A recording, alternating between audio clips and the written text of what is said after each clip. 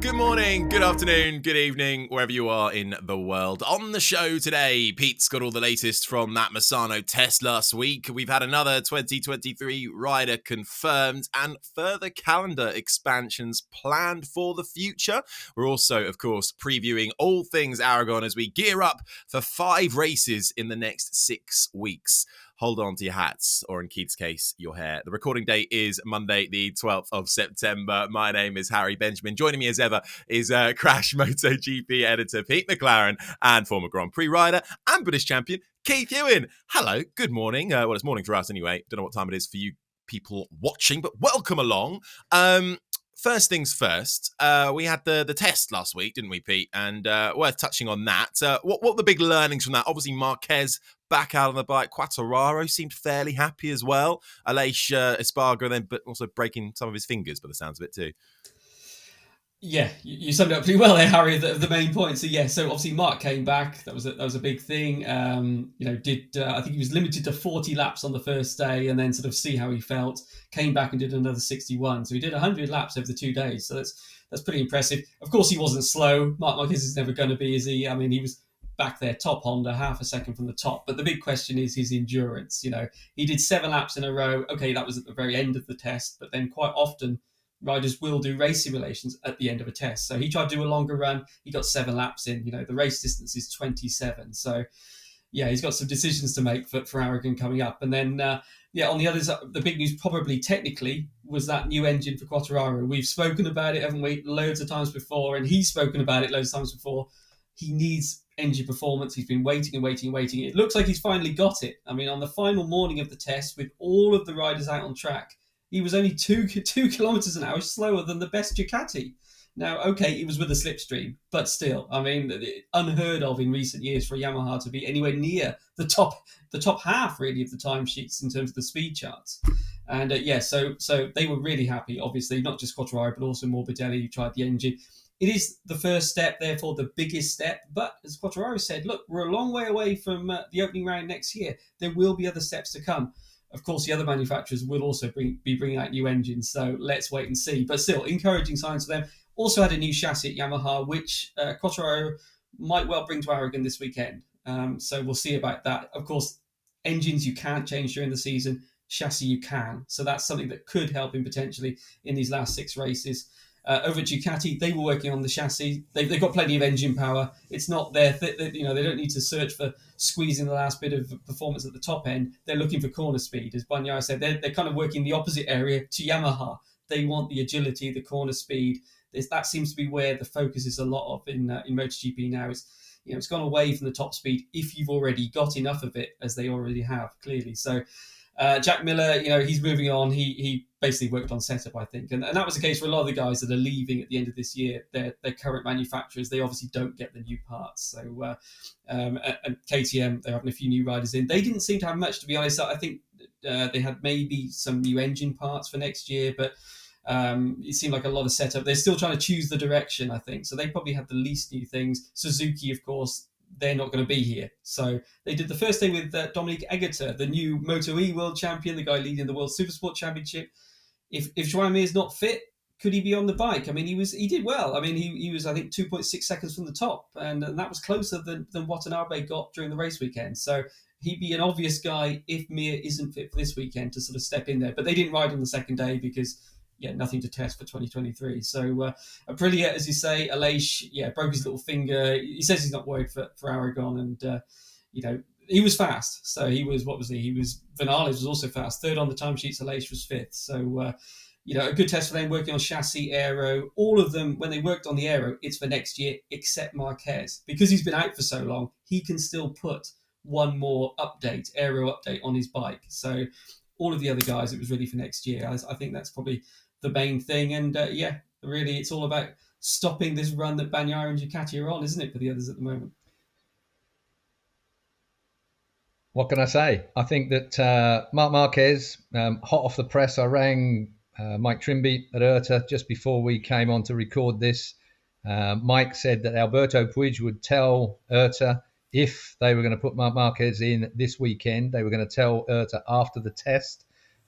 There's been no call as yet come into IRTA. Now, that doesn't mean he isn't going to be riding at Aragon. I would say, reading between the lines, he might in that situation. They're leaving that decision till right at the last minute. There's no particular timescale that they have to work to. They can ship Brudle out of there, in a heartbeat and bring Mark in. It's just a case of changing the name on the entry list. So I wouldn't rule Marc Marquez out for Aragon. He's got a fantastic record there. Would he risk that record coming back? Not an easy circuit. Da-di-da-di-da. Talking about the Yamaha in the test, yeah, good to see that they were just a couple of Ks down overall. But is Misano the place to be speed testing a motorbike? No, I don't think so. I think that Misano is not the track for me when it comes to proving anything definitively. And I'm always wary about tests, even though they were all there and it was immediately after the data collection that they had from the weekend before, obviously the racing. But Yamaha have still got a long way to go. And I think, Pete, you hit the nail on the head when you said about the upgrades that are coming for everyone else as well. That's what left Yamaha behind before, was the fact is that they just didn't upgrade enough of the upgrades. And it's positive. I'm not trying to pull it down at all. I mean, very, very positive indeed. And if it gets into the head of Quartararo that he's got something coming, then that's going to lift him through the next few meetings and, of course, over the winter training period. So it's good for everybody on a Yamaha. But there's a long way to go, and I still question whether Misano is a great test track for things like top speed, because corner exit makes a lot of difference. You said about Ducati are trying to get that mid-corner speed sorted out a little bit better, perhaps. Whoever launches onto the back straight a mile an hour faster is 3 mile an hour quicker by the end of the straight, just by the momentum carried out. The fact you can get on the gas that millisecond faster than anyone else. So Yamaha's quite reasonable at that. It's all about hooking it up as well. So, chassis might make a big difference. We'll see in Aragon. Aragon is a fast racetrack down that back straight. It drops down in a dip, so you're coming downhill all the way. And before, in the old days, I mean, the Ducatis were spectacular. Me and my old mate Julian Ryder used to go and stand at the bottom of the straight. Very rare you bother standing on a straight. But just to see the way that everyone else ran out of top speed. Literally, it's like they were hitting a brick wall at that top end, the velocity of the top end, and the Ducati just kept driving through. The only thing that puts you through the sound barrier at the end of the day is horsepower, and Ducati had an excess of it going back in the day. Can't see anybody beating the Dukes, though, this weekend. Maverick Vinales, he's on my leaderboard for this weekend. You'll be unhappy to hear, so I'm claiming him straight away before any of you two get a shot. But it's going to be one of those ones where I think the Aprilia, real shame for Aleix, because it's all very well saying I'm going to get over those broken fingers or whatever he's done. The injury, I haven't had a clarification on how bad it is or how easy it is. But all the same, your hands are the major things that control the motorbike at the end of the day. So if you've got something that's not facing in the right direction or is a little painful, it's going to be bloody hard work around there. So it's a shame for him there, because it's a good racetrack. And I think the Aprilia will look really, really good there. It's got the kind of top end speed it needs as well, and it turns. They really have banged one in this year, that's for sure. And Cal Crutchlow's back. And Cal Crutchlow's back. Not even 10 minutes in, you've already put in one of your predictions as well. That's a record. That's a joke. That is an actual joke. The trouble is with X races, you see, you have to sling a wheel up the inside early, just to destabilise the other racers. Oh, right. Okay, well, we'll come on to that. Hold your horses, but good to get an update about what's happening. And yeah, well, as we record, as we say, no official confirmation of anything from the Marquez camp. Knowing our luck, there'll be something as soon as we release this show. But what we know at the moment is that if it does happen, it might well be fairly a last-minute decision. Before we look at all things Aragon, talking, let's look a little bit further. Bit of a weird announcement, Pete, from VR46 down in their camp. Marco Bezzecchi, confirmed for next year. He's the only rookie take a podium so far this year, 14th in the championship. But it seemed like it was kind of already done, but wasn't. But yes, but was. Apparently so, yes. It seems like he originally signed a 2-year contract, but it wasn't actually made public until now that he had a 2-year contract. So, yeah, I mean, everyone expected, well, both VR46 riders, they're going to stay, they're going to remain. Marini will be on the other bike next year. Bit harsh if Marini gets the axe. That's it, yeah. It'd be awkward around the dinner table, wouldn't it, for the family meals? So, but yeah, I mean, it's just a matter of the official confirmation. So this was the official confirmation for Bezzecchi, if you like, and yeah, in making that confirmation, they said, well, you've got a 2-year deal, and so the next year will be the second year of that. The question mark is, what spec of bike will they have? That's really the undecided bit. Bezzecchi is obviously on the year-old bike at the moment. and Marini has the latest bike. You'd imagine they're going to push for both of those guys to be on the latest bikes, but Ducati have a lot of bikes already. It's a big task for them to keep that many riders on the news. The Pramac guys obviously will have the latest bikes again next year. The factory guys, so it'll be up to 6 if they give both VR46 guys the latest bike. So Marini still to be officially confirmed, and maybe that's the bit that we're waiting for is the discussions with Ducati. The contract, just detail really, but the contract for Bezzecchi and Marini, I did check, it's with the team, not with Ducati directly. So when you look at guys like Martin and Zarco, they ride for Pramac, but they are signed to the factory. That's not the case with the VR46 guys. Okay, but that's being confirmed. Then another rider, just one position left, I think, isn't it? Down at Tech 3, is that right? I think just the Remy Gardner seat. Yeah, that's it. Yeah, there's the Tech 3 seat. There's also the LCR seat with Nakagami and Ogura. I think it seems to be It seems to be leaning towards Nakagami again, but then, if Ogura wins this championship, but they're going to have to make a call, aren't they? Normally at Motegi, because obviously it will be a Japanese rider either way, that would make sense for them to sort of make the confirmation of who is going to have the ride. So we're not far away from a decision, I'd say. Keith, who would you put in these final 2 seats that are remaining? Ogura for sure. I think it's got to be a sea change at Honda. Really, they've got to start making some decisions that start moving them forwards. And I think Ogura, I think they need to make that kind of shake up because everybody's moving on. I mean, look at the signings that Ducati have. You've just got to look across the way. Don't know with the other one. I mean, it's one of those situations where Remy moving across the World Superbike, by the look of things, that's looking like more of an option for him. Obviously, at one time he was looking at Moto2, but I couldn't really see where he fitted in Moto2, to be honest, at this particular point. I just suddenly thought to myself that, a change is as good as a rest, and a move across the World Superbike, if there is an option for him there, a viable option for him there, then to go across there, I think he's the kind of kid that he enjoys riding a motorbike, and that's the key here. When you move across sometimes to what some people, and particularly Grand Prix guys, have it in their head is a lower formula, it's very hard then for them to get over that slight stigma in having to put it on the line. And if you're going to beat the likes of Top Rack, Johnny, and even Bautista, Bautista on that bloody rocket ship, to beat any one of those three, he's going to take something a little bit special. Don't underestimate the job in hand. And I think that if you go there with a mind that is below you, then you're going to have a problem. Remy Gardner, he's not that kind of kid. He's going to go there whatever happens. Good to see that the Twitter spat between him and his dad Wayne have calmed down just a little bit now. I think they must have given themselves a shake and thought to themselves, well, we're best off not airing our dirty laundry anymore in public. But that was a bit unedifying for a while, and that too has a real effect on your brain. It's all that kind of undermining forces that are going on. Remy could have done without that. Probably Wayne could have done without it, but he ain't in the paddock, so he ought to keep quiet, is my view.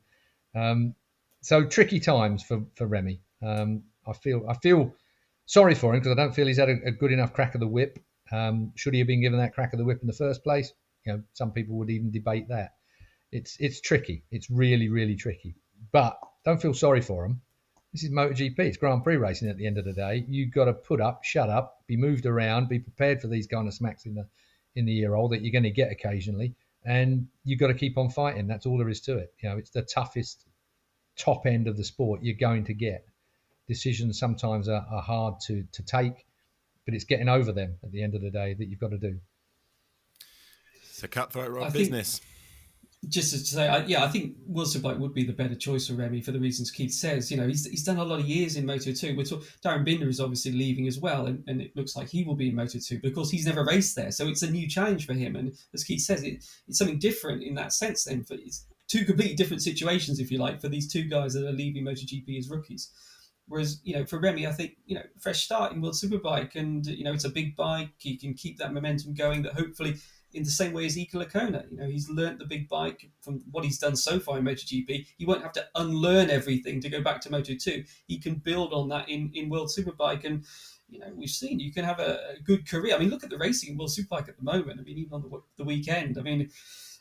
Fantastic. So, I think with him, is it GRT Yamaha is one of the rides I've sort of heard it might be. So basically he's got some good options there. It seems. I think it's factory supported rides. He's looking at Remy in World Superbike. So yeah, it's obviously been a big blow for him to leave MotoGP so early, but I think he can recover from this. He can build from this, and let's see. Will he be back in future? I think it will suit him. I think World Superbikes will definitely suit him. I think the atmosphere in the paddock, I think the general slightly more laid back nature of things as well will suit him quite well. He could be the next star in World Superbike coming along. And there's always BSB if he fancies a British Superbike.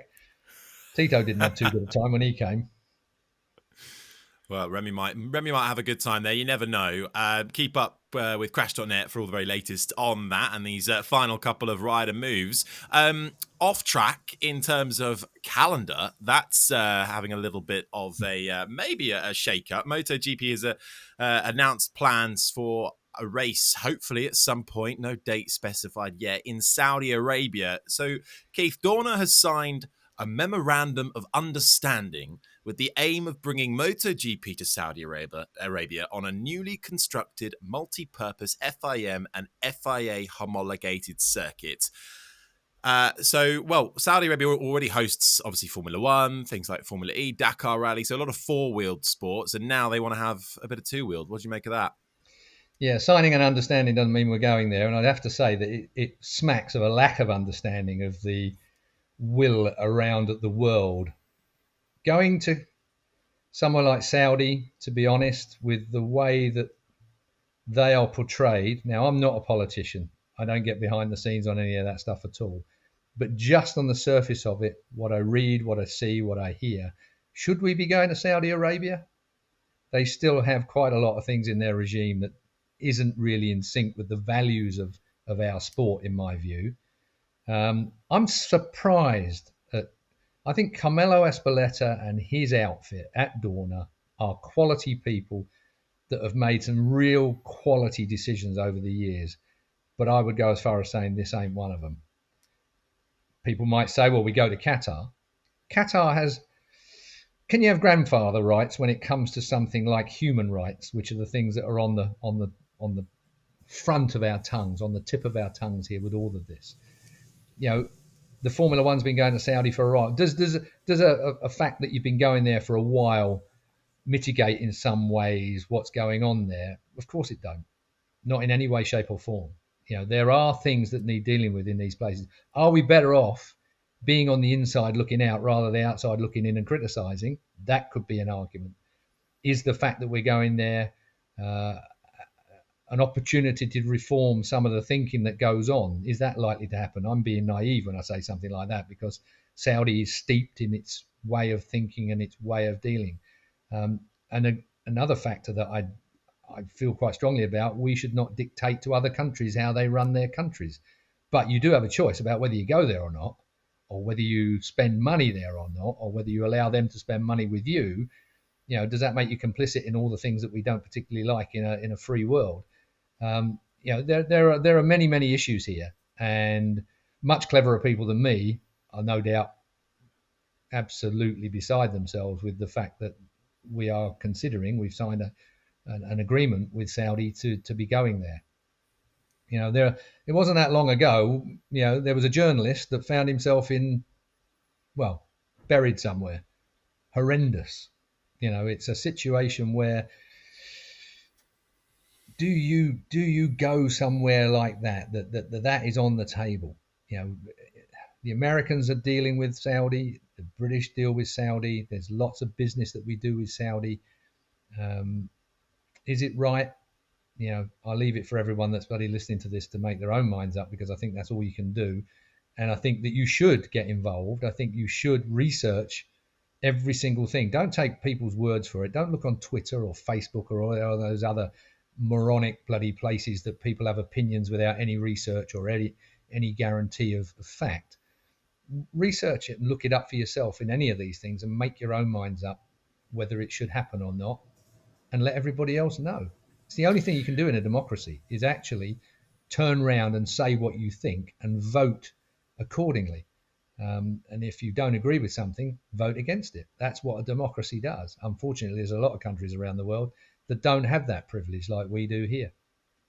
It's interesting, isn't it? Because it's not the first time sports in general has had this conversation. I mean, conversations ongoing about the World Cup in Qatar, and as we mentioned, Formula One obviously racing in Qatar, Saudi Arabia, Bahrain for so many years as well, and even recently, I think it was last year this year in Saudi Arabia, they had the huge explosion just very near the track that nearly cancelled the entire race weekend. But Pete, for these kind of things, unfortunately, it smells of money.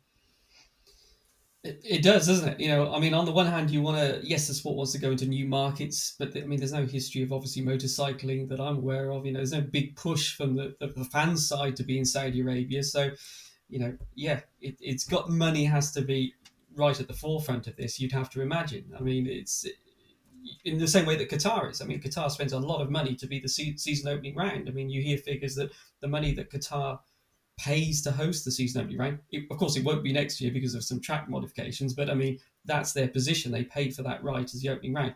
Basically funds the flyaway races, all of the transport, all of the freight, all the logistics of getting MotoGP around those flyways is covered by the fee that Qatar pays. And you'd have to imagine that this is following a similar sort of template to the Qatar round. This will be a high paying round, I would imagine.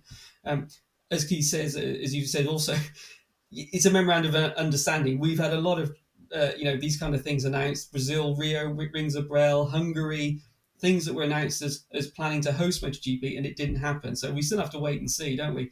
And then, of course, we had the whole Aramco sponsorship of VR46 that didn't happen. So we have to wait and see if this actually materializes. But yes, it is, the calendar, it's up to 2021 rounds, isn't it? This would be another one. And, Finland, we should say a provisional calendar sometime around now for next year.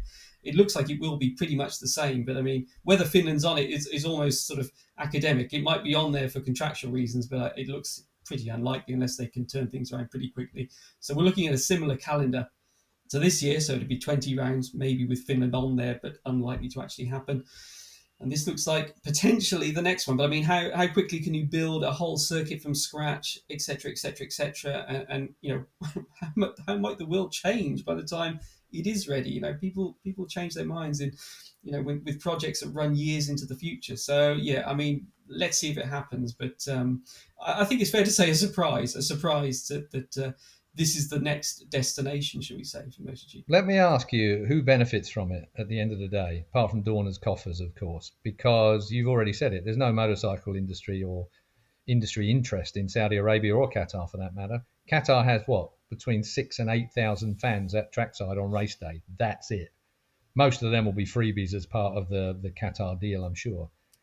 So there isn't really an inherent reason for going to that part of the world when you consider, Indonesia.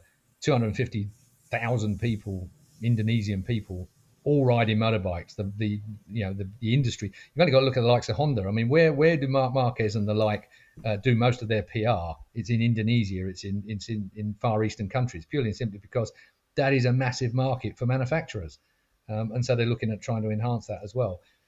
America, really, we've only got the circuit of the Americas. We ought to have 2 rounds in bloody America, to be honest. There is no doubt in my mind about that. We should be enhancing something going on in America. Now, unfortunately, with a free market type economy like it is in America, no one else can afford a MotoGP. So it always comes down to the bottom line. Who's paying the most in these things? Qatar, been on the calendar for a while. Saudi Arabia, doesn't get my vote. There's a lot of journalists who won't even travel there when we do get to that point. There are journalists that have taken an absolute stand regarding this. And, considering rumoured, not proved, perhaps, but pretty close to being proved, things that have happened in the past, you would say that you could understand why they might take a stand. Is it an opportunity for, if MotoGP does go there, and that is still a big if, as we said, is it an opportunity, though, to educate, to show, and for driver riders to make a stand? We're better off looking, maybe we're better off being inside looking out than outside looking in. Making criticisms from outside is always the easiest thing in the world to do, but to make change takes some sacrifice on all fronts. I can't see that happening. It doesn't strike me as the kind of regime that will be influenced heavily by the opinions of a bunch of Grand Prix motorcycle racers. So I think that would be a naive view, and that's why I said I was being naive when I made that offering, if you like. I can't see our sport changing a country's, tradition, convention, institutions, if you like, or families. The whole way it's stacked up there. So I think it's the wrong decision for MotoGP in my view. But like you've already said, a letter of understanding is not a Grand Prix. What's on that letter of understanding? What are the more detailed parts of that business, that collaboration? That would interest me. Have Dorna managed to put anything into that agreement, that potential agreement that kind of softens the blow to the Western world, if you like, to our way of thinking? Absolutely. Kyalami, that's where I'd go next, just to completely change it. But I think Brad Binder's, he's been around there, isn't he? And he seems to be impressed with it. I think it'd be great if that could be next on the list. But it's the same with Formula One. They're desperate to go to South Africa as well. It's a continent that it hasn't. Is one of the biggest and doesn't really have a big representation on many motorsport calendars. Money again. I mean, Velcom. The orange fields up in Velcom. I mean, we raced that track years ago in Grand Prix. They've got one or two places that you could go to, but again, it's the funding of it. It's the where does it move forward? Africa.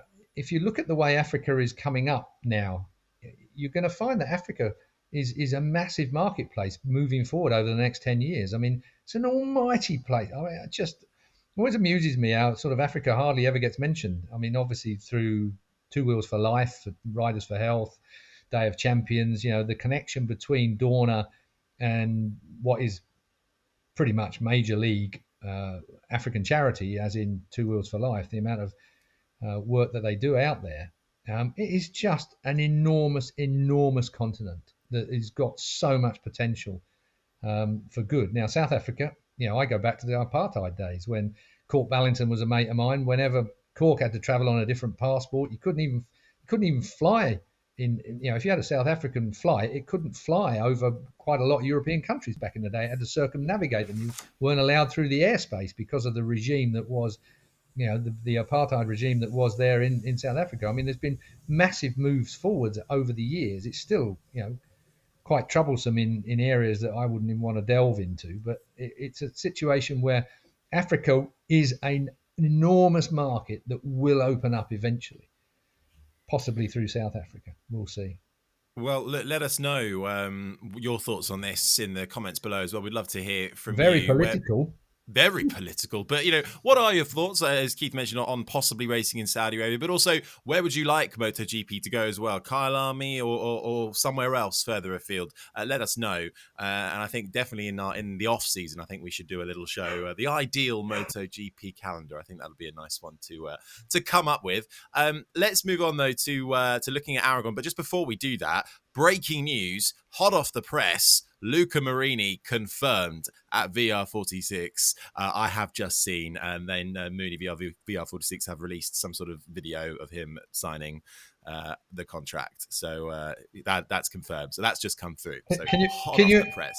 Oh, hang on a minute. Oh, is that him at the door? I reckon he's here just to tell me personally. Luca Marini, come on in, Luca.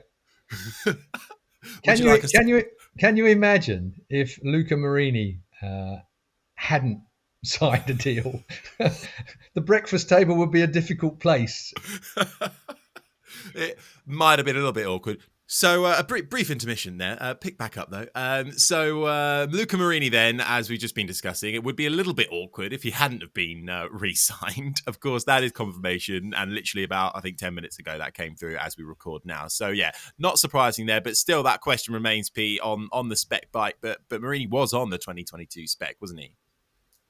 Yes, he is. It'd be a shock obviously a blow to him if he doesn't stay on the latest spec bike, the 23 for next year. So the big question is, will they be able to get that for Bezzecchi? As you pointed out earlier, the only rookie on the podium this year. So they've got a decent case to make, an Italian rider as well, another up-and-coming star. So that'll be what they're chasing. But it might be a while until we know that. I mean, although, as Keith's highlighted, the factories need to know, they need a big lead time as far as what bikes they need to make for next year. So I think it'll it'll be known within the next sort of month or so what he's going to be riding. And obviously testing starts Valencia probably the Tuesday after the season finale, so he'll want to be on pretty much what he's going to be racing then.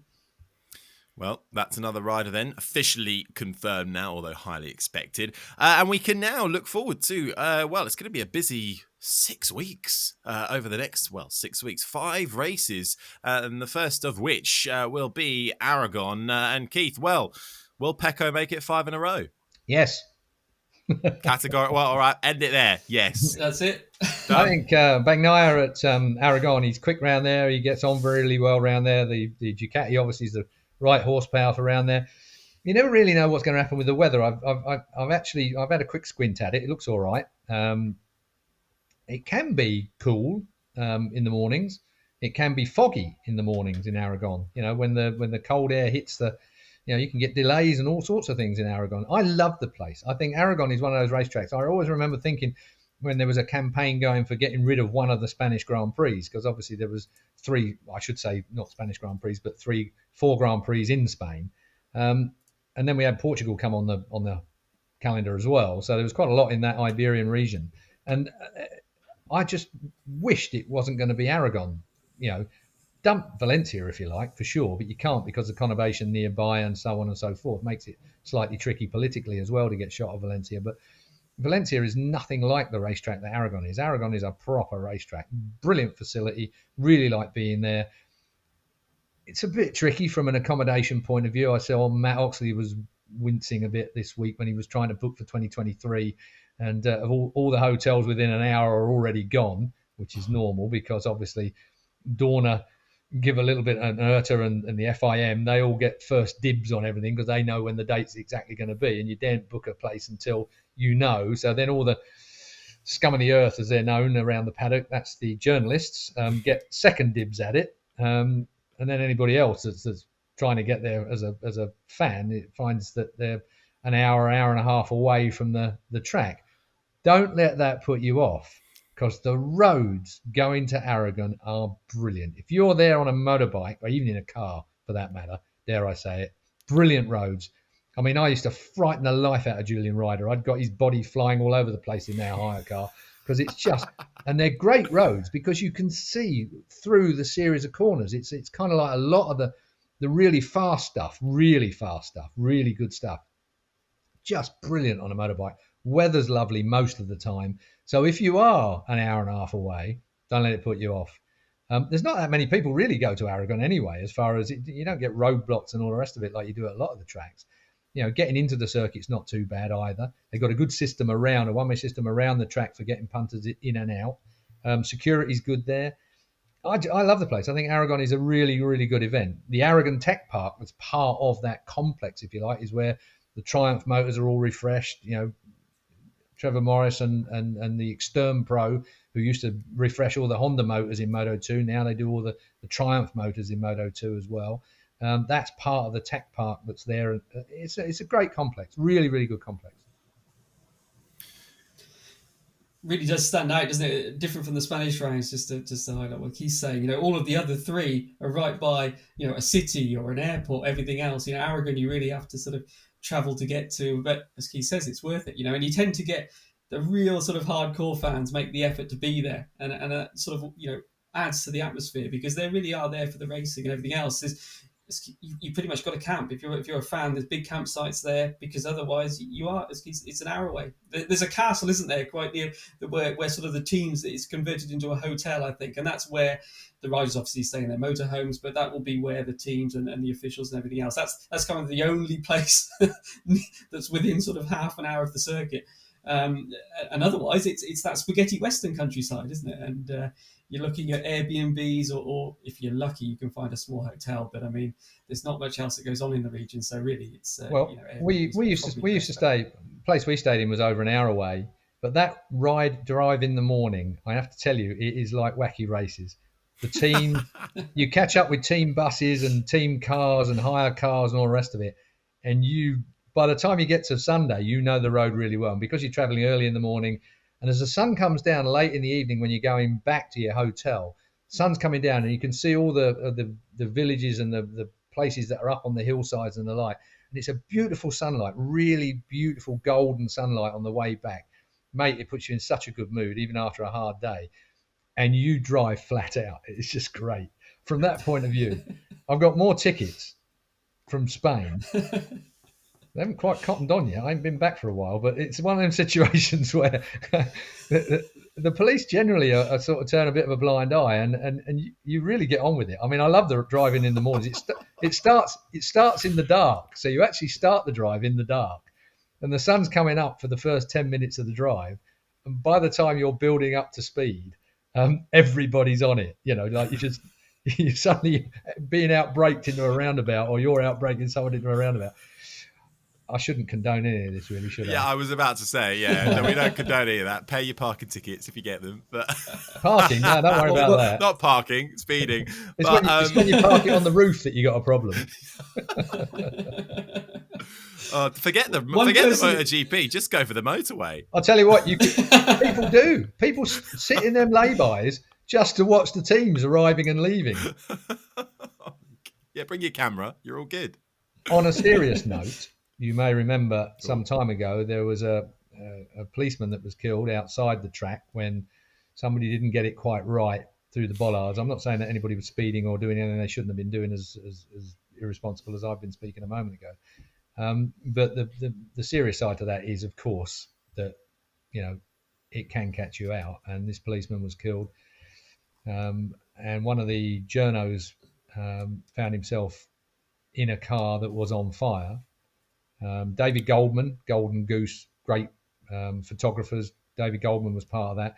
And our old mate Simon Patterson, who I do not often see eye to eye with, I must say, dived in, fair dues to the bloke. So, you know, credit where credit's due. Simon risked his own life to rescue the guy out of the car. So Simon Patterson, a man that's much maligned around the paddock. He's not that well liked, that's for sure, for some of the things he says, but actions speak louder than words. And on that occasion, Simon was a hero.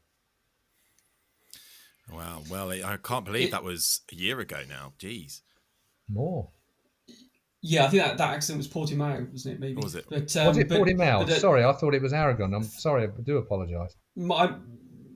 I may be wrong, but I seem to think it might be Portimao. But I was just going to say, it is worth a reminder that because of the traffic that you get at these events, you do get cones, you do get different road networks. You know, even if you've gone to the track on the Friday and the Saturday, it might be different on the Sunday, and that's what you've got to be aware of, isn't it? It's suddenly the lane you've been going, it is now going the other way. I think that's the point I was trying to make. I mean, I think that they do change the road layouts, you know, between an Aragon particularly, they do change the way it is, and it's quite complicated. Spanish roads seem to make junctions more complicated than they seem to need to be, don't they? I mean, I think that Spanish roads are always, you're always trying to kind of work it out when you get there, whereas it's a bit more intuitive in a lot of other countries. They seem to like making it complicated. And Pete, you're going to be there, right? You're travelling out there tomorrow. Yes, yeah. Via France, so it's a bit of a road trip for me. But as Keith was that the closest hotel you could get? I'm meeting up with a journalist friend of mine who lives in France. So yeah, we're going to go on the road trip, because it's actually, if you live in the south of France, it's almost the same amount of time as it is going from Barcelona. Wow. If you're very lucky from Barcelona, I think it's 3 hours on paper, isn't it? But anyone who's queued for a hire car in Barcelona, you're looking at about an hour just to get to the desk, and then if you got the traffic, which you normally do there, you can add another hour onto it. So yeah, it works out about the same. Basically, yes, there's lots of options for people. If you do want to go to Aragon, don't think that you have to just go to Barcelona. Look around. You can make a real sort of trip of it. Yeah. I'm glad you brought the hire car thing up. That is a nightmare. Barcelona used to be either if you've got the Avis Gold card or whatever it is, then you go straight to the car park and pick your car up from there, or you got to wait in the terminal at the Avis desk there. I mean, for some reason we always ended up with Avis hire cars. Other car hire companies are indeed available and quite often better. But the point being is Avis. I can't believe how many hours I have spent crying at an Avis desk trying to get my car. It is just the work. You spend an hour on an aeroplane and 2.5 hours stood in the queue. An hour. If you got one in an hour, Pete, you were doing bloody well, is all I can say. That hire car business is just an absolute nightmare. This is all the stuff you just don't hear about on your mainstream broadcasts. All the background stuff that you don't hear. Yeah, they get to the commentary box, but that's after 5 hours of queuing for a hire car. So remember that. Well, hire cars this year, since the pandemic, they've gone up massively. But what people have been finding is get one on a free cancellation, because the price goes down as you get nearer to the event. There's people that are rebooking for Aragon now at half the price that they booked their hire car for, say, 2 months ago. That's worldwide. So, it's worldwide. I booked some in Right. Thailand a few months ago, and I've just cancelled them because I had them on a free cancellation thing and got them at half the price. Wow. There's your top tip for the day, Pete.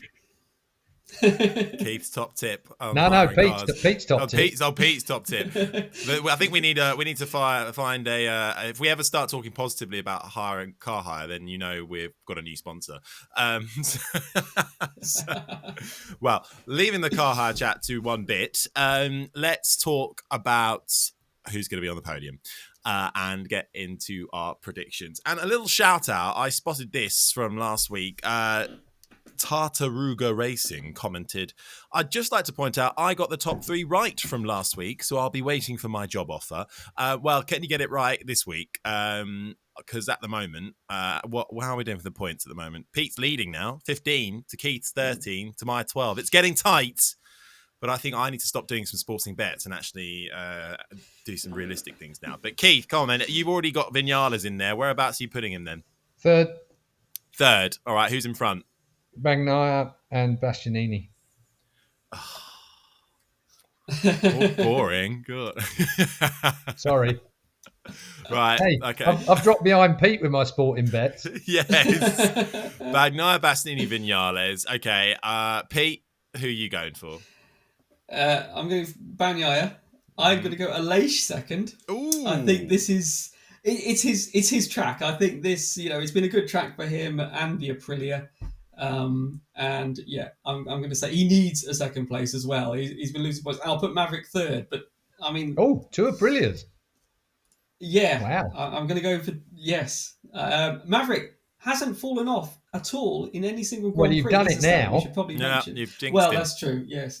But any session, not even any practice session, any qualifying session, he's the only full-time rider. This sort of came up during the Misano weekend. Someone must have looked at the sheet and realised. Yeah, but it's right. He's only been going fast for the last couple of Grand Prix. Well, this is. It does show you that there is a bit of margin there, doesn't it? And he was pushing Bagnaia. The other discussion is really Maverick being fast. Could that help Quartararo as much as it helps Aleix? Because as we saw, he was taking the fight to Bagnaia there in Misano. Aleix wasn't directly behind him. That's the only situation they can really switch, isn't it? And we haven't really seen the two Aprilias in a race next to each other. This isn't a great track for Bagnaia. For Quartararo. This is not a great racetrack for Quartararo. Oh no! I think this is his worst of the year. That's why he could find himself in lots of trouble here, because there's going to be a lot of damage. Damage limitation will be Quartararo's. Was he 8th last year? I think it was okay. He had arm pump in a race, but it was his worst race of the year. He's never been higher than I think 5th. This is, and it's sort of one of the tracks where the Yamaha struggles, and Fabio isn't able to sort of pull the rabbit out of the hat. So I think. This weekend, really, I mean, he will go into it with a positive frame of mind. I mean, but I think he's up against it. And, 30-point lead, but could it be within that 25 points and one race win heading for the flyaways? That wouldn't surprise me at all. Go on then, Harry. I just don't know. I can't put Bagnaia as a win. I said I wasn't going to go for a sporting. Well, no, I don't know. I think Bagnaia is going to fall off. Go on, give yourself a smack. Wow. Okay. I think Bagnaia is going to fall, and I think Aleix is going to win because I think he needs to get back to the front, and I think it's going to be a chaotic race. So I think it's going to be Aleix who wins ahead of Vinales, and Jack Miller is going to be my third on the podium. Oh. Bloody hell. I'll tell you what, you two have bloody gone for it, haven't you? Somebody's got to. It's I'm more going to be fun. back on top by the end of this. Yeah, there you are. You're going to go to the flyaways with a lead, Keith.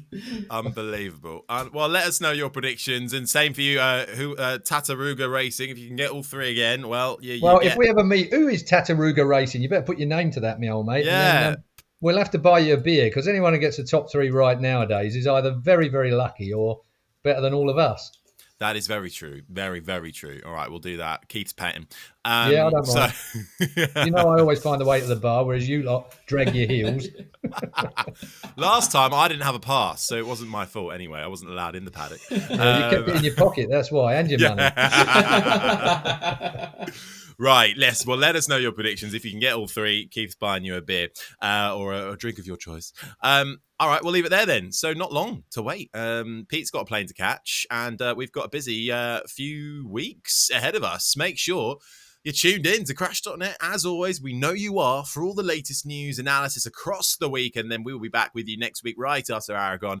Get your questions in, leave them in the comments section, tweet, Instagram or Facebook. Just search Crash MotoGP. We are actually changing our recording date from next week. We normally record on a Monday, but we're now doing it on a Tuesday, just because it allows for more news to filter through in time, and also because Pete's traveling back and forth, and Keith and myself are busy. So get your questions in. Tuesdays are going to be when we record. Now, please leave us a review wherever you get your podcasts, and we shall see you right back here next week. But from me, Keith and Pete, we'll see you then. Bye-bye.